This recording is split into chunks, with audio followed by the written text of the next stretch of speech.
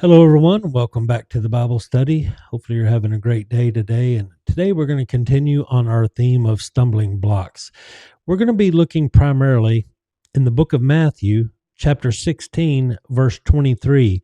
But in order for us to understand this verse, we're going to need to back up just a little bit. Now, Peter has already acknowledged that Jesus was the Messiah, this figure who was going to come and be a leader, be a warrior for them, and set them free from the captives of Rome.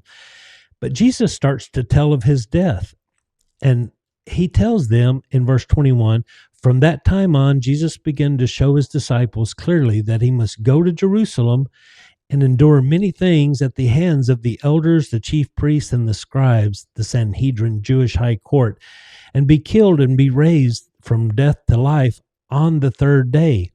Peter took him aside to speak to him privately and began to reprimand him, saying, May God forbid it. This will never happen to you. But Jesus turned to Peter and said, Get behind me, Satan. You are a stumbling block for me, for you are not setting your mind on the things of God, but on the things of man. So, what is Jesus saying right here when he says, Get behind me, Satan?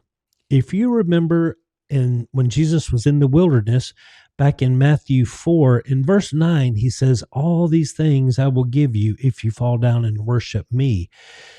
Jesus has heard the exact same message here from Peter. So he tells him to get behind me, Satan. Peter's telling him that he doesn't have to die to achieve greatness, but Jesus knew better. He knew of his mission, his will of God to come to this earth, to die on the cross, and to be risen on the third day.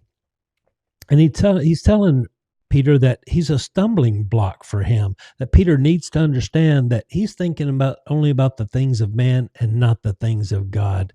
So, guys, keep it in your heart today that don't let the things of man be a stumbling block for you, that you follow the will of God alone and not the things of man.